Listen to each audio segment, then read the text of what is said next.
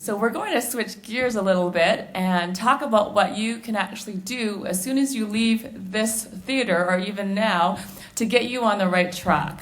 And so we're going to try and do this whirlwind tour of prevention in about 10 minutes. So on each of these slides, I could probably spend a good 20, 30 minutes talking about it. So excuse me if I end up being brief, but I want to cover a few things so you have some take-home tips.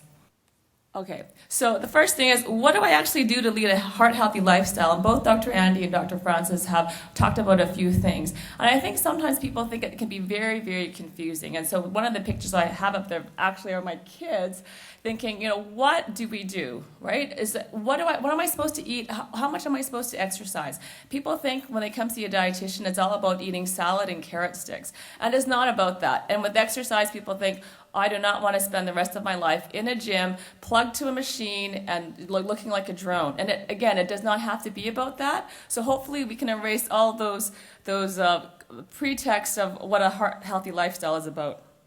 It has to work.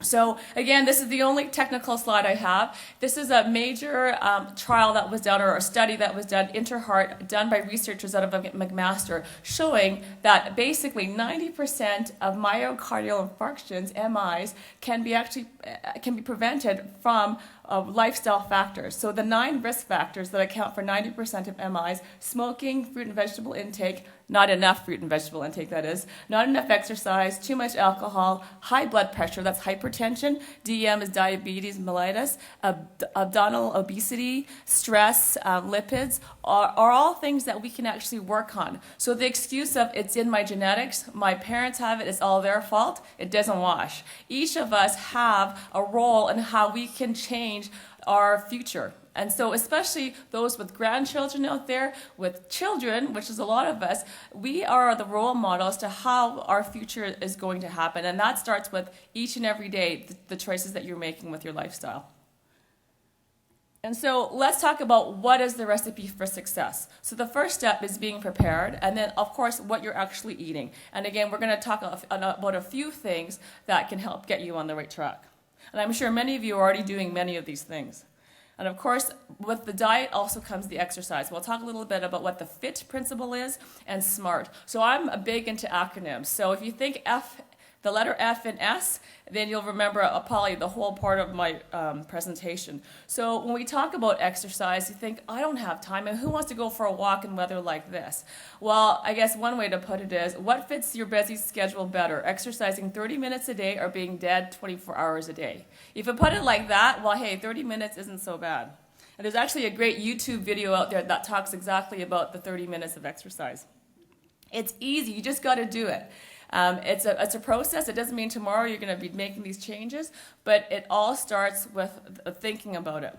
So what do you need to do? When you think about your eating environment, which Dr. Andy had talked about, or just environment, you need to think about, well, where am I eating? Am I most of my meals in the car? What kind of dishes am I using? A lot of dishes and cutlery these days are huge, and the bigger the portions, the bigger the serving dishes, the more you're going to eat. So just by changing things like that, you don't even have to change how much you're eating. The environment can play to your advantage. A famous researcher, Brian Westink, has written the book Mindless Eating. That's a great resource for people that want to learn more about that.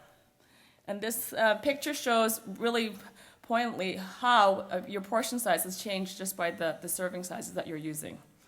I think most of us, regardless of age, would have the biggest plate. I know if I have a big plate, I just fill it up. So when you think of the F words, right, think of it as the things you want to include. So fish, healthy fats, and fiber. We're not going to go into a lot of detail, but think of those are some of those key words. So fatty fish, so an acronym I like to use, SMASH, those are where you get your heart-healthy omega-3 fats. So salmon, mackerel, anchovies, sardines, herring, even oysters are high omega-3s. Those are basically like, an oil cleaner that keeps your blood flowing more smoothly so things don't stick. It's like rust-proofing your arteries. So those are the things you want to include more of, at least twice a week. People that eat fish at least twice a week, have omega-3s in their diets, their incidence of heart disease is actually 36% lower. It's one of the most powerful heart-healthy foods you can include. Plant sources of omega-3s are your flax and canola, but they're much less potent than the sources from fish. And some of you actually may be taking omega-3 fish oil supplements to help give you that boost. So in other terms of other healthy fats, this is what you want to have instead of those bad saturated fats, which we'll touch on briefly. So your olive oil, canola oils, nuts, avocados. The big thing though with these kinds of healthy fats is the portion that you're eating. I had a cardiac rehab patient that heard the message about eating nuts, and he came back a week later and said, Bill, what happened? Your weight's gone up 3 or 4 pounds. He's like, well, you told me nuts are really good. I went to Costco and bought almonds. I've been eating them every day. Well, they're healthy, but remember, too much of any one good thing is not a good thing. So a quarter of a cup would be the portion that you kind of want to look at. Fiber. I can't talk enough about this. Another F word. So again, most of us don't eat enough. The average intake is 11 to 17 grams, where we actually want to look for more like 20 to 30. And this is where reading the label is really important. And the soluble fiber, S for sticky, helps glom onto that bad LDL, lousy cholesterol, and pull it out of your body. And that can actually help with up to 10% cholesterol lowering with fiber intake. So again, more foods to include. And again, the soluble fiber would be like your beans, lentils, apples, that pectin, the gummy stuff, the Metamucil, that's the kind of stuff that's high in the soluble fiber. So with the foods that you eat less of, the S words. So we're only going to talk about saturated fat and salt because of time, but there's also sugar, there's supersizing foods. Those are all the things you want to stay away from or eat much less of. So saturated fat, the magic number is under 20 grams of saturated fat. That's not total fat. So again, for those of you that are reading labels, if a food has 5 grams of saturated fat and you're having 2 servings of it, that's 10 grams of saturated fat. That's half your intake. Now, where do you get saturated fat from? It's mainly from your fast foods, right? Stuff that none of you are eating. Fatty meats, the skin on chicken, those kinds of things. Dairy products, the full fat cheeses, whole milk. That's the saturated fat that directly impacts that LDL cholesterol. And we've actually seen that in prevention clinic where patients are coming in loving the full fat. I call them creamies. There's some people that really like the creamy mouthfeel of the fat, the ranch dressings. And with those kinds of sort of taste palettes, when we see a difference in making dietary changes, we actually can see really big differences in their cholesterol. So especially when there's a difference in the saturated fat intake. And of course, salt. Again, a whole other topic we could spend a lot of time on. What people don't really realize is that they say to me, Melodie, I've stopped using the salt shaker. I said, well, that's great, but that's not where you're getting most of the salt from. More than 70%, 77% of our sodium intake comes from processed foods that are hidden. I did a couple of global segments about sodium, and I was doing my research, and I went to a coffee shop and I looked up their scone, and their scone was 900 milligrams of sodium. Who would think a scone would have that much sodium? Even muffins, commercial muffins, can have 500 or 600 milligrams of sodium.